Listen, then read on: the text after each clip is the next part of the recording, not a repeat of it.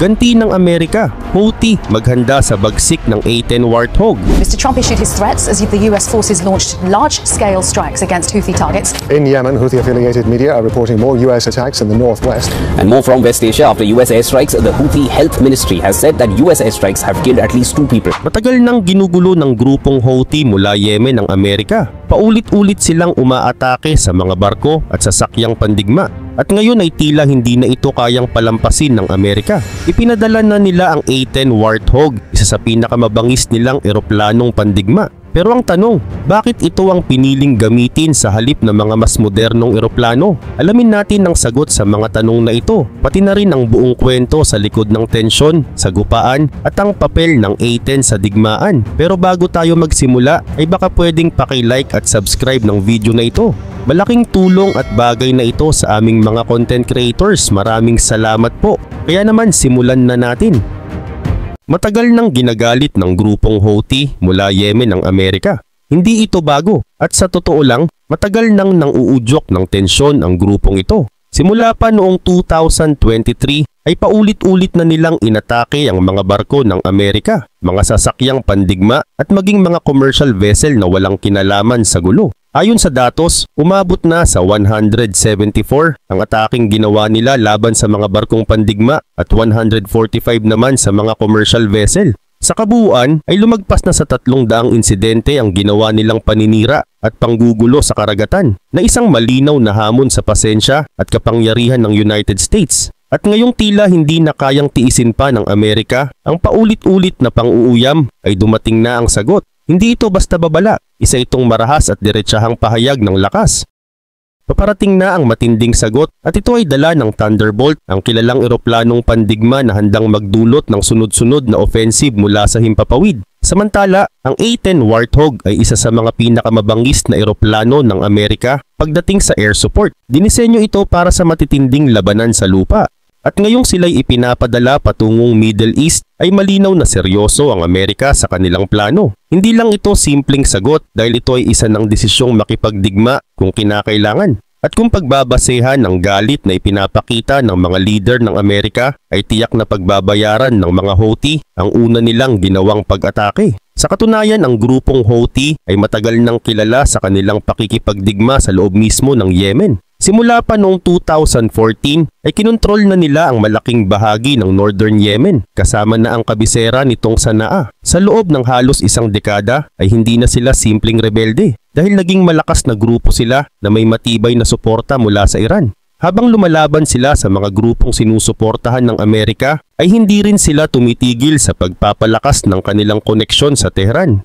Pero nitong mga huling buwan ay naging mas mapanganib at mas aggressive ang kanilang pagkilos. Mula noong katapusan ng 2023 ay halos araw-araw na ang panibagong ulat ng mga pag-atake nila sa mga barko sa Red Sea. May mga barkong pinasabog, may mga sinakop at may mga crew members na nasaktan o namatay. Hindi na rin ito basta gulo sa dagat dahil isa na itong tahasang ataking nakakaapekto sa ekonomiya ng buong mundo. Dahil sa mga aksyon ng mga Houthi ay bumagsak ng halos 70% ang dami ng mga barkong dumaraan sa Red Sea. At ang mas nakababahala ay may mga kumpanya nang napilitang magbayad sa grupo para lamang makatawid ng ligtas. Isa rin itong uri ng pangingikil sa dagat. Inaangkin nila na ginagawa nila ito para ipakita ang suporta nila sa mga Palestinian sa Gaza. Pero kung susuriin ng mabuti, ay halata na ang totoo nilang layunin ay kontrol at pera. Dito na pumasok ang United States. Noong una ay nagtangkang gumawa ng mga hakbang na hindi gaanong marahas. Nagpatupad sila ng mga parusa, sinubukang pigilan ng mga shipment at nagpakita ng presensya sa dagat. Pero nang hindi ito gumana at lalo lang lumala ang sitwasyon ay napilitan silang maglunsad ng isang malawakang operasyon. Noong March 15, 2025 ay formal nang inilunsad ang tinatawag na Operation Rough Rider na isang serye ng airstrikes at naval attacks na layuning sirain ang lahat ng pasilidad ng mga Houthi na ginagamit sa kanilang mga pag-atake. Ayon sa mga opisyal, ang mga target ay radar systems, mga gamit panlaban sa himpapawid, missile launchers at iba pang kagamitan na ginagamit nila para umatake sa mga sasakyang dumadaan sa Red Sea at Gulf of Aden. Ayon sa pahayag, ito ay isang walang tigil na operasyon. At ang mensahe ay malinaw, wala nang atrasan, wala nang depensang nag-aabang lang. Ang plano ngayon ay umabante, umatake at tapusin ang banta. Gayun din naman kasabay ng pagsisimula ng operasyon ay dumating din ang dagdag na puwersa sa rehiyon.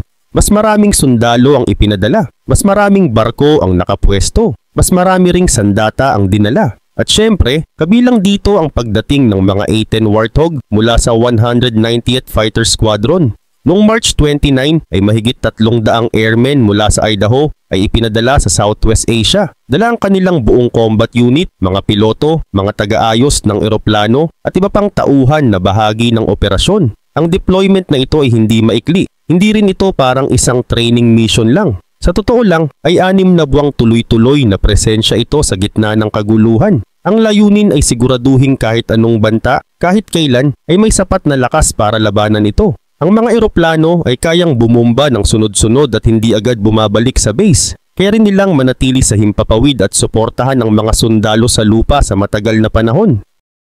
At dahil sanay na ang mga pilotong ito sa mga misyon sa Iraq, Syria at Afghanistan ay hindi na bago sa kanila ang ganitong klase ng operasyon. Ayon sa isang general, ang kanilang disiplina, kahandaan at tibay ng loob ang dahilan kung bakit mapanganib silang kalaban sa digmaan. Pero hindi dito nagtatapos ang lahat. Sa isang operasyon na ganito kalawak ay hindi sapat ang mga eroplano lang. Kaya't ipinadala rin ang 2 malalaking barkong pandigma ng Amerika, ang USS Carl Vinson at USS Harry S. Truman. Magsasama sila sa isang rehiyon para magbigay ng mas malawak na proteksyon at lakas. Bihira rin ang ganitong sitwasyon. Ang huling beses na 2 aircraft carrier ng Amerika ang nagsama sa isang operasyon ay noong September 2024. At sa pagkakataong iyon ay layunin nilang pigilan ang planong pag-atake ng Iran sa Israel. Sa ngayon ay muli silang nagsasama. Ang Carl Vinson ay may dalang mga guided missile cruiser at destroyer o mga barkong may matitinding armas na kayang makipaglaban sa himpapawid, sa dagat at kahit laban sa mga misil.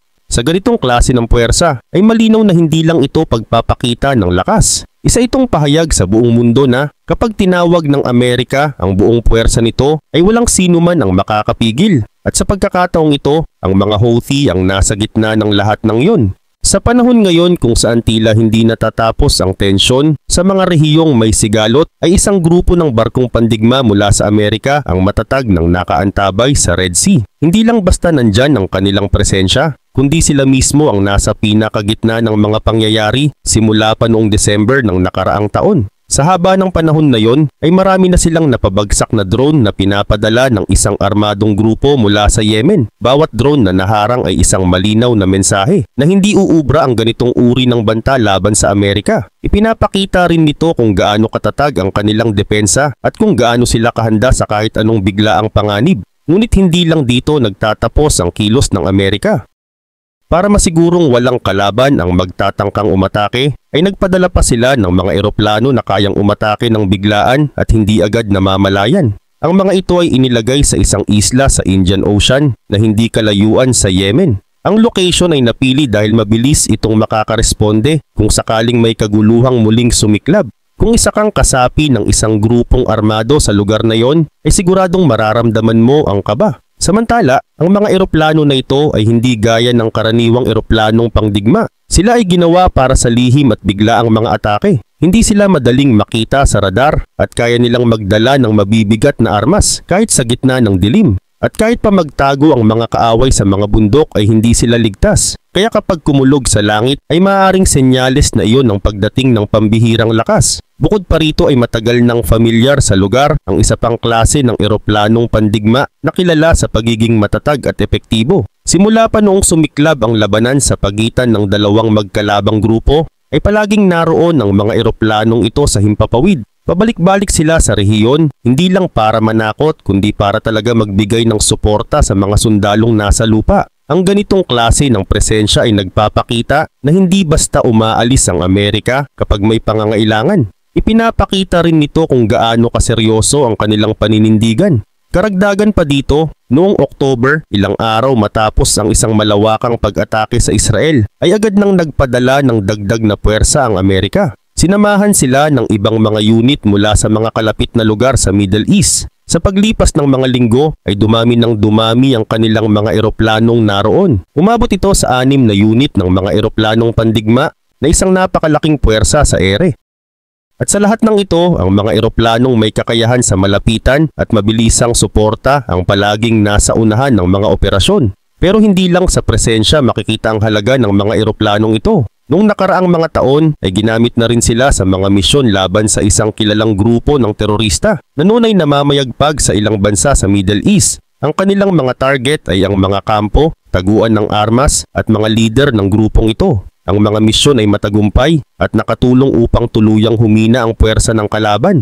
Sa isang operasyon noong December hanggang January kamakailan ay tinutukan nila ang isang bahagi ng kabundukan kung saan nagtatago ang mga natitirang kasapi ng grupo. Sa tulong ng mga eroplanong ito ay natukoy at nawasak ang mga taguan ng mga terorista. Pero hindi naglaon ay nakita rin ang mga eroplanong ito sa isang lugar sa Syria na madalas din pagtaguan ng mga armadong grupo. Kahit walang official confirmation ay lumabas ang mga ulat na sila ay tumulong sa pagbibigay ng proteksyon sa mga local troops. Sa likod ng katahimikan ng mga ganitong operasyon ay malaki ang epekto sa kaligtasan ng mga tao sa lugar. Nang lumaon ay lumahok din ang mga eroplanong ito sa mga labanang may kaugnayan sa ibang grupong suportado ng isang makapangyarihang bansa sa rehiyon. Sa mga pagkakataong iyon ay naging dahilan sila kung bakit hindi tuluyang umabante ang mga kalaban. Sa dami ng kanilang nagawa ay hindi nakapagtataka kung bakit nanginginig sa takot ang mga grupo sa tuwing makaririnig sila ng ingay mula sa kalangitan. Pero ang tanong ng marami ay ito, ano nga ba talaga ang espesyal sa mga eroplanong ito at bakit sila kinatatakutan?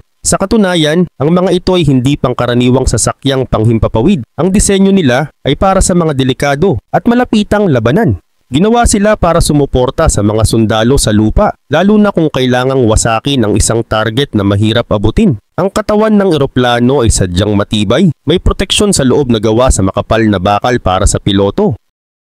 Kahit tamaan sila ng bala ay hindi agad ito bumabagsak. May mga pagkakataong kahit ilang tama na ay tuloy pa rin sa paglipad at pagtapos ng misyon. Kung iisipin ay parang hindi makatuwiran kung paano ito dinisenyo. Pero sa bawat labanan na kanilang nasalihan ay pinatunayan nilang kaya nilang tapusin ang trabaho kahit sa pinakamapanganib na sitwasyon. Ang lakas, tibay at bilis ng mga eroplanong ito ang dahilan kung bakit kinikilala sila bilang isa sa pinakamalakas na sandata sa himpapawid. Sa digmaan sa himpapawid ay may isang eroplano na tila hindi basta-basta sumusuko. Isa itong sasakyang may matinding tapang, tibay at kakayahang bumangon kahit pamukhang hindi nakakayanin. Ito ang A-10 Thunderbolt II na mas kilala ng marami sa palayaw na Warthog. Ang A-10 ay sadyang ginawa hindi para maging maganda o mabilis tulad ng ibang jet fighter. Sa halip, ito'y nilikha para sa isang napaka-espesyal na layunin, ang sumuporta sa mga sundalong nasa lupa, lalo na kapag sila'y nasa panganib. Bagamat maraming beses na itong nasubok sa gitna ng digmaan, ang A-10 ay kilala sa kakayahan nitong mabuhay kahit sa matinding pinsala. May mga ulat na nakabalik ito sa base kahit sira na ang isang makina, kulang sa pakpak o may tama na sa linya ng hydraulic system. Pero sa kabila ng lahat ng lakas nito ay hindi rin ito perpekto. May mga pagkakataon na kapag tinamaan ng mga missile na mula sa lupa, kahit pa medyo luma na ang mga ito, ay maaari pa ring masira o mapinsala ang A-10. Ngunit dito lalo tumitindig ang respeto sa eroplano. Dahil ang tunay na lakas nito ay hindi sa pagiging di matatalo, kundi sa kakayahan nitong manatili sa ere, lumaban pa rin at magsagawa ng misyon kahit sa gitna ng panganib. Isa sa mga dahilan kung bakit napakahalaga ng A-10 ay ang kakaibang disenyo ng mga pakpak nito. Malalaki at malapad ang pakpak ng Warthog, kung kaya't kaya nitong lumipad ng mababa at mabagal habang nananatiling eksakto sa pag-atake. Sa karaniwang operasyon, umaabot sa halos 300 knots or 350 miles bawat oras ang bilis nito. Pero kung kinakailangan kayang bumagal hanggang 138 miles bawat oras na para sa isang combat jet ay sobrang bagal na. At dahil dito ay mas nagiging epektibo ito sa pagsubaybay at pagtulong sa mga sundalo sa lupa. Lalo na kung ang target ay kailangang bantayan ng maigi. Sa ganitong kakayahan kaya nitong paikutin ang target ng ilang ulit, manatili sa himpapawid ng matagal at tumatake ng paulit-ulit hanggat hindi pa rin ligtas ang kalaban. At kung ihahambing sa mas mabilis pero mas mahirap kontrolin ng mga fighter jets, ang A-10 ay parang mas mapagkakatiwalaan sa ganitong klaseng laban. Mayroon itong malalaking kontrol sa pakpak tinatawag na ailerons na halos kalahati ng haba ng pakpak ang sinasakop. Dahil dito kahit mabagal ang lipad ay nananatili pa rin itong madali para sa piloto na igalaw at kontrolin ang direksyon ng eroplano. At kung sakaling kailangang lumipad mula sa mga airstrip na maliit lang ang espasyo gaya ng mga lugar malapit sa gera, ay kayang-kaya ito ng A-10. Hindi nito kailangan ng malaking runway para lumipad. Sa totoo lang, parang nilikha talaga ang Warthog para lang sa isang bagay, ang makipaglaban ng malapitan. Sa dami ng misyon nitong sinuong simula pa noong Gulf War at sa patuloy na paggamit sa mga labanan sa Iraq, Afghanistan at iba pang bahagi ng Middle East ay malinaw na napatunayan na ng A-10 ang tunay nitong silbi. Hindi lang ito basta makina ng digmaan, kundi isa rin itong simbolo ng pag-asa para sa mga sundalo sa lupa. Libo-libong buhay na ang natulungan at nailigtas nito. Daang-daang tangke at kampo ng kalaban na rin ang nawasak dahil sa presensya ng A-10. Kaya hindi na nakapagtataka na maraming sundalo ang nagsasabi na para silang binabantayan ng isang anghel sa langit kapag naririnig nila ang pagdating ng Warthog. Sa panig ng kalaban naman, lalo na sa mga gaya ng Houthis, ang A-10 ay tila isang bangungot. Pero ilan nga ba ang ganitong klase ng eroplano sa kasalukuyan? Sa taon ng 2024 ay mayroong 218 na A-10 pa na aktibong ginagamit ng United States Air Force. Sa unang tingin ay parang marami pa ito, ngunit kung walang mga problema sa pondo at pagkaantala sa mga proyekto ay mas marami pa sana ang nasa serbisyo ngayon. Noon ngang taong 2007 ay nakuha ng kumpanyang Boeing ang kontrata na nagkakahalaga ng halos $2 billion para palitan ang mga pakpak ng mahigit 242 na A-10. Ngunit sa dami ng naging abala, delay at kakulangan ay umabot lamang sa 173 unit ang natapos na hindi pa man lang umabot sa 3/4 ng orihinal na target. Kaya't maraming A-10 ang napilitang itigil ang operasyon. Noong taong 2020 ay may 133 na A-10 ang hindi na kayang gamitin. Lumobo pa ito at naging 177 pagsapit ng taong 2021. Gayunpaman, sa kabila ng mga paghina sa bilang, ang A-10 ay nananatili pa ring kinikilala bilang isa sa pinakamakapangyarihan at pinakaepektibong eroplano sa hanay ng Amerika. At kung titignan mo ang mga kakayahan nitong daladala, madaling maunawaan kung bakit ganoon ang tingin dito. Isa sa pinaka-ikatatakot ng kalaban ay ang sandatang GAU-8A Avenger cannon na nasa ilong ng A-10. Isa itong napakalakas na 30mm na kanyon na kayang maglabas ng halos 4,000 na bala kada minuto. Sa loob lamang ng 1 minuto ay pwedeng mabutas ng kanyon na ito ang isang tangke at sirain ito bago pa makaganti. At hindi lang basta malakas kundi eksakto rin ito. Tinatayang 80% ng mga bala ng kanyon ay tumatama sa loob ng 4,000 feet mula sa A-10 sa lapad na halos 40 feet. Kaya kung bihasa ang piloto ay madali nitong tamaan ang mga tangke, artillery o iba pang target na kailangang alisin sa laban. Bukod pa rito kayang dalhin ng A-10 ang mahigit 16,000 pounds ng iba't ibang klase ng armas. Mula sa mabibigat na bomba na tumitimbang ng 500 pounds gaya ng MK-82 hanggang sa Maverick missiles na kaya pa ring tamaan ang mga tangke kahit malayo pa ang distansya. Sa sobrang dami at lawak ng pwedeng ikargang armas ay kayang-kaya ng A-10 na umangkop sa kahit anong sitwasyon sa gitna ng digmaan, kahit kailan pa man at saan mang lugar.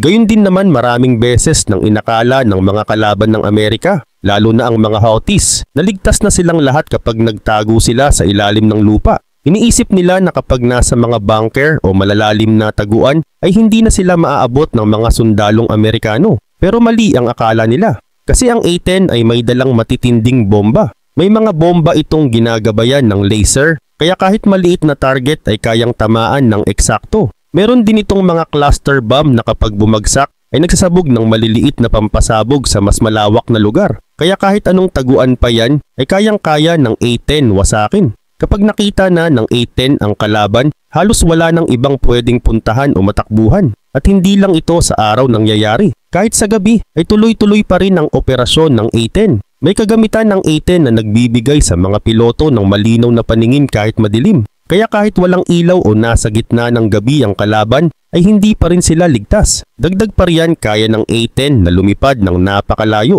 Kahit hindi puno ang tangke nito ay umaabot pa rin sa halos 2,580 miles ang kaya nitong takbuhin sa isang biyahe. Ibig sabihin kaya nitong umikot at magbantay sa napakalawak na lugar habang laging handang umatake kapag kinakailangan. Pero sa kabila ng lahat ng kakayahang ito ay may lumabas na balita na hindi inaasahan ng marami. Ang A-10 Thunderbolt II na halos 50 years nang ginagamit ng Amerika para protektahan ang kanilang mga sundalo sa lupa ay isa-isa nang inaalis sa serbisyo. Nagsimula na ang proseso noong taong 2024 at mula noon ay 39 na A-10 na ang dinala sa lugar kung saan inilalagay ang mga retiradong eroplano. Ayon sa plano ng Air Force, bago pa man sumapit ang taong 2029 ay aalisin na rin ang natitirang mahigit 200 na A-10. Para sa mga kalaban ng Amerika, lalo na ang mga grupo tulad ng Houthis, ay parang magandang balita ito. Pero syempre, hindi pa ito agad-agad mangyayari.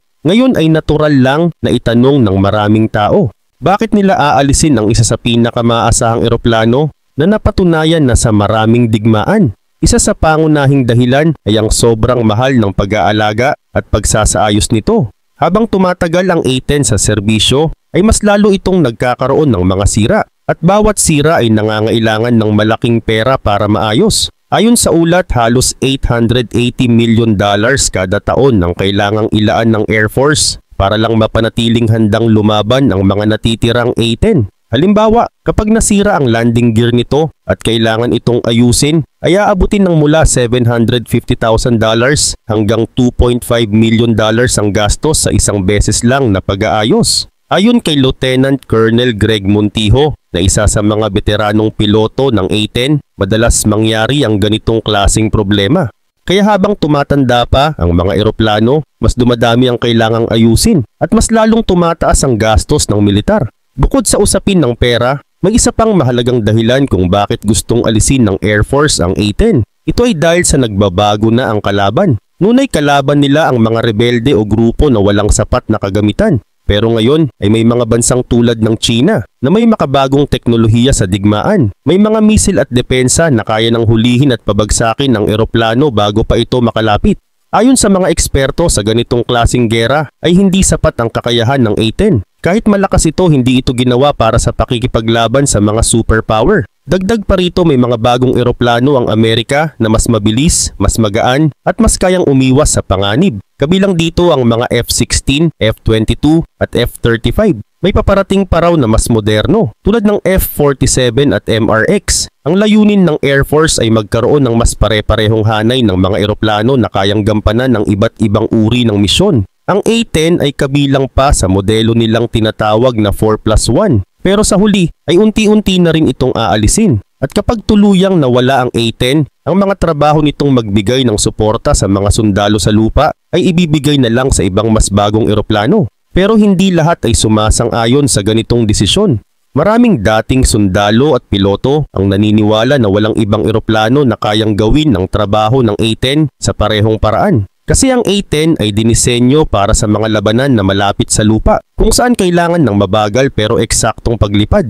May makapal itong shield na kayang tumanggap ng tama ng bala at meron itong napakalakas na kanyon, ang GAU-8 Avenger na kayang gumiling ng mga sasakyan at tangke ng kalaban. Subalit hindi rin dapat kalimutan ang mga piloto ng A-10. Hindi sila mga karaniwang piloto lang. Sila ay mga bihasa at dedikado sa kanilang misyon. Ayon kay Colonel Derek Oaks, isang retiradong piloto ng A-10 na may mahigit 3,000 hours ng paglipad, ang kanyang layunin ay hindi para lumaban sa ere, kundi para tulungan ang mga kasamang sundalo sa lupa. Dahil para sa mga piloto ng A-10, ang tunay na laban ay nasa baba, kung saan naroon ang panganib at kung saan kailangan sila ng kanilang mga kasama. Marami na ring pagkakataon kung kailan ang A-10 ay tinamaan ng bala pero nagawang makabalik pa rin sa base. Hindi iyon kaya ng karamihan sa mga bagong eroplano ngayon na mas sensitibo at mas madaling masira. Dahil dito ay mas lalo pang lumalakas ang panawagan ng mga dating opisyal at sundalo na panatilihin pa rin ang A-10 sa serbisyo. Kaya ang tanong ngayon, sa kabila ng edad nito at ng mataas na gastos sa pag-aalaga, dapat na ba talagang ipahinga ang A-10? O baka naman sa panahon na napakarami pa ring banta, lalo na mula sa mga grupong gaya ng Houthis, ay mas kailangan pa ito kaysa dati. Ano man ang desisyon ng militar, isa lang ang tiyak, kung ito na ang huling yugto ng A-10, hindi ito magtatapos ng tahimik.